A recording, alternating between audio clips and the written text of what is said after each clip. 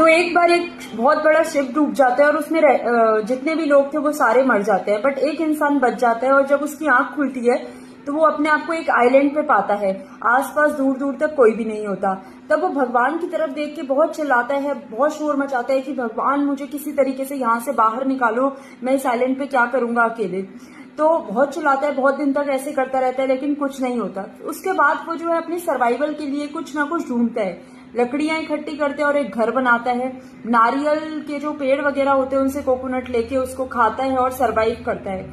ऐसे करते करते 15-20 दिन हो जाते हैं। तो बस वो किसी तरीके से मतलब कोशिश करता रहता है मैं यहाँ से निकल जाऊं या मैं सरवाइव कर जाऊं, कोई मुझे देख ले और मैं बच जाऊं। तो एक बार वो जंगल में गया होता है कुछ लकड़ियां या कुछ चीजें अपने फूड वगैरह इकट्ठा करने।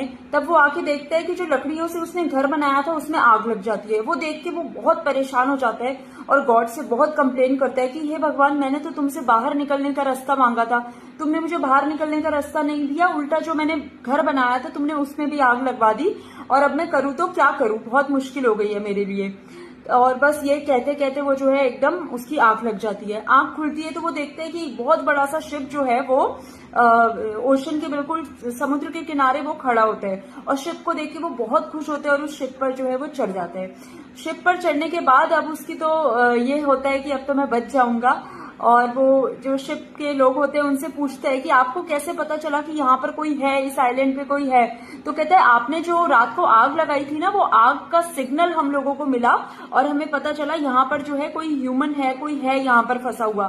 तो वो सोचता है कि यार मैंने तो आग नहीं लगाई थी और वो आग टेंट में लग गई थी।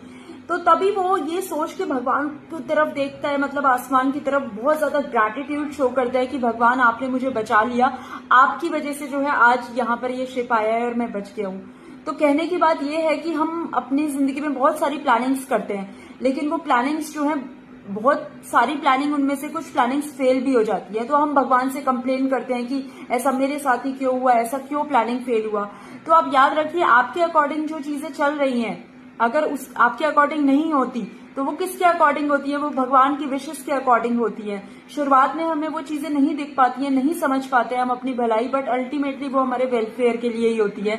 भगवान अगर एक रास्ता बंद करता है तो वो दूसरा रास्ता जरूर खोलेगा। Thank you so much.